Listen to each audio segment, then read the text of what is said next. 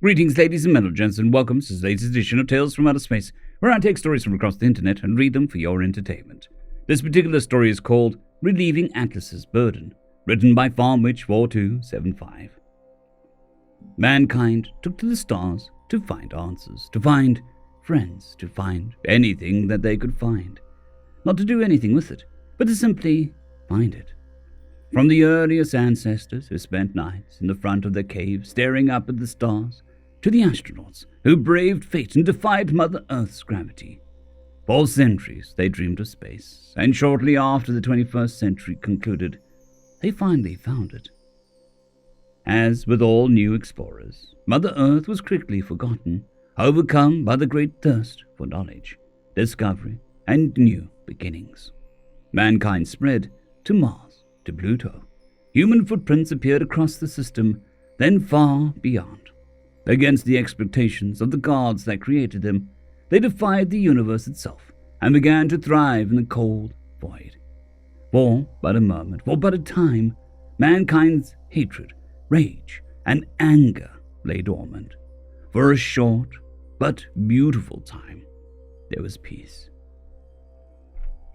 As the first of man's kin began to leave the star system, the first people set foot on another world far from Gaia's embrace. The fires of war began to spread. Fleets battled across Sol, lasers crisscrossed through the void, bodies frozen in the cold, disintegrated in atmospheres. War inevitably never changed. That is until a wayward railgun slug flew towards Earth.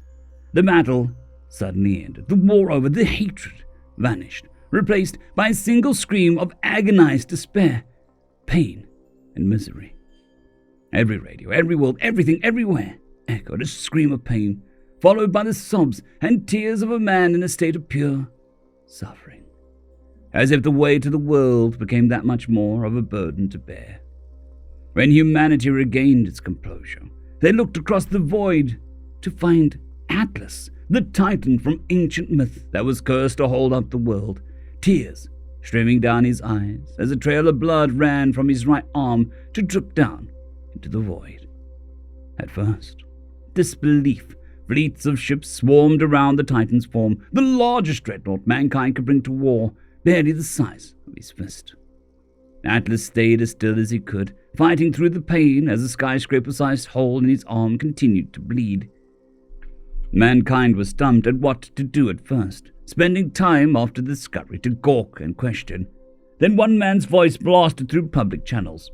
"Medic!" Seconds after, a swarm of ships, of fleet tenders, medevac ships, and transports with any kind of locking mechanisms or grabbing arms charged at speed towards the gaping hole. The fleet swarmed across the vast void of space.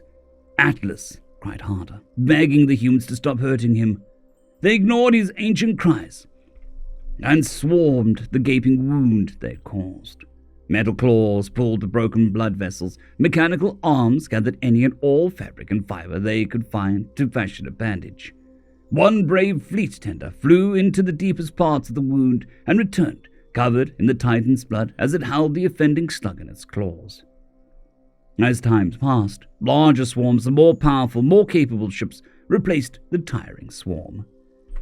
Some ships carrying fluid tanks full of items such as morphine, painkillers, and basic antibiotics.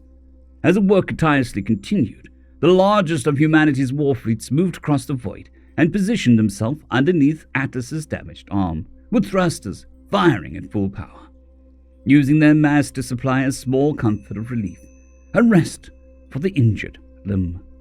The howls of these massive beasts crushed, squished, and strained against the massive weight, but managed to relieve at least some of the burden. With the pressure on his arm relieved, Atlas looked up, the tears slowly dried. The humans who'd wronged him had by now crafted a bandage thousands of miles in length and were painstakingly wrapping it around his arm.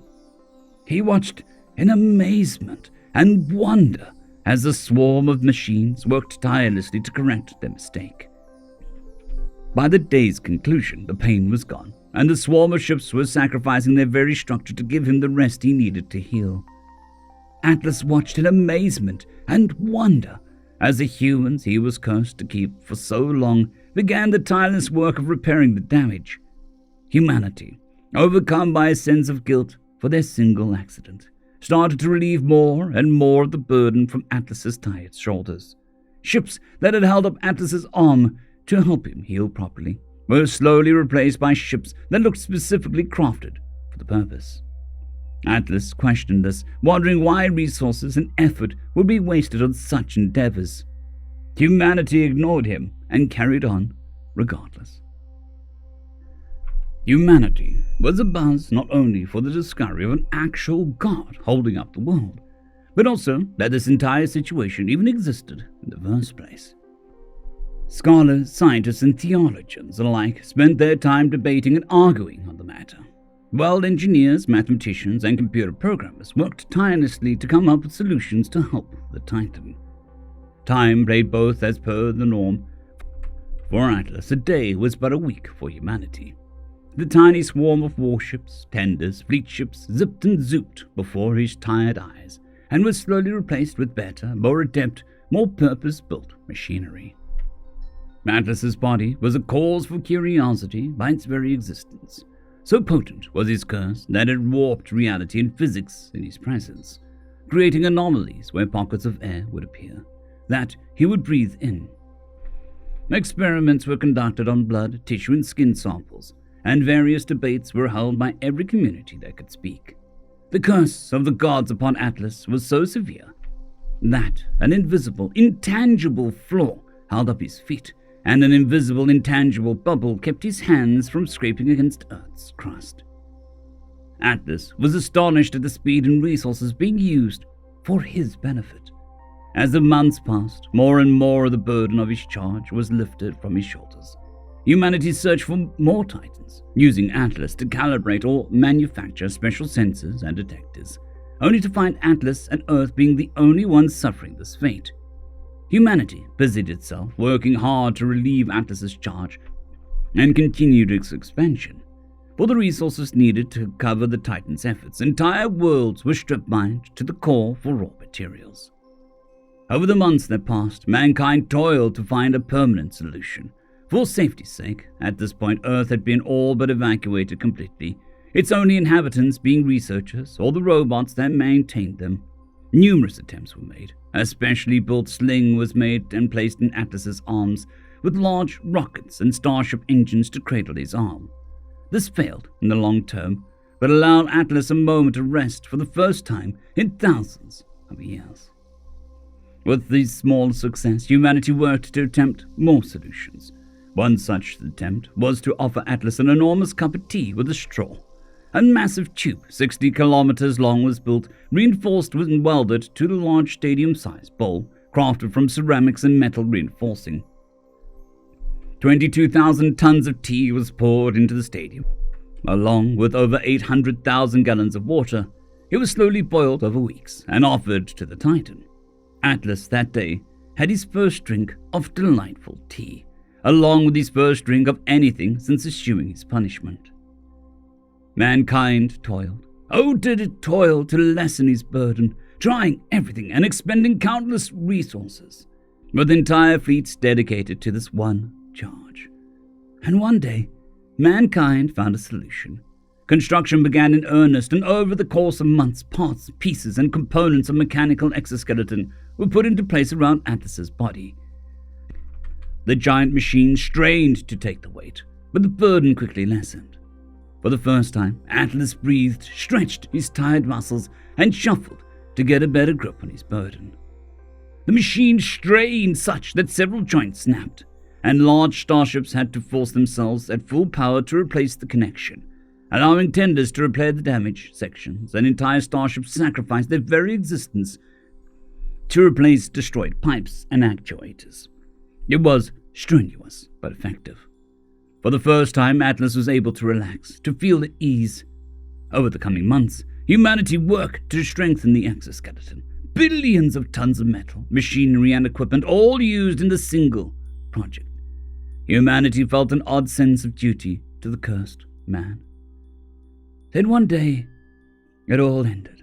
As humanity celebrated the successful replacement of an actuator joint, Atlas cried out in joy, "I'm free! I'm free!" He yelled into the void as his hands left the bubble and nearly took out part of the fleet.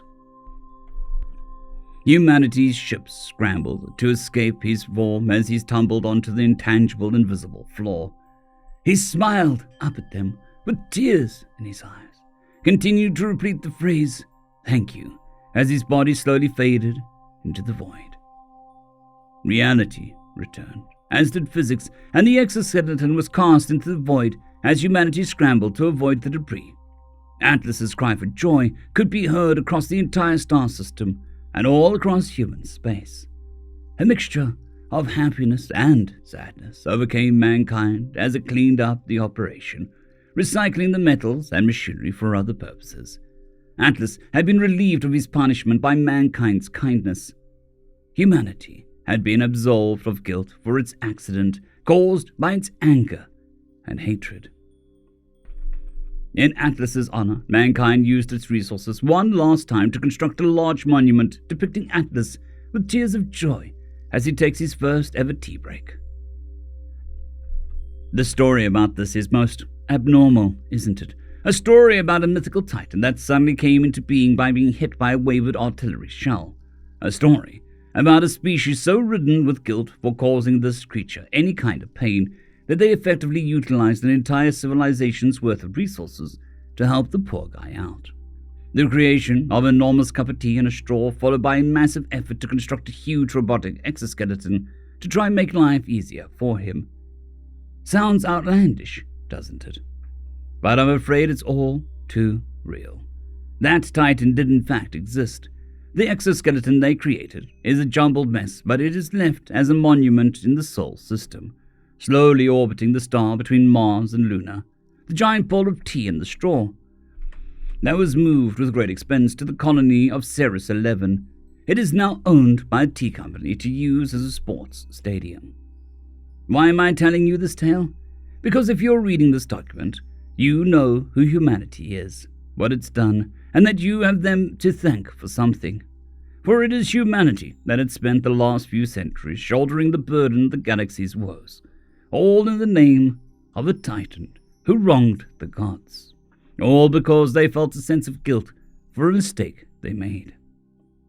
When the Great Plague hit the Uranus segment, humanity was the first to help any infected planet, losing millions of their own.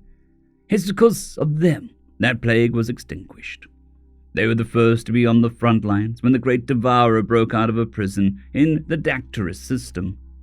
They were the first to extinguish the threat in its entirety. They were the first on the front lines in the Great Cataran Civil War. It's because of their direct intervention that war was avoided.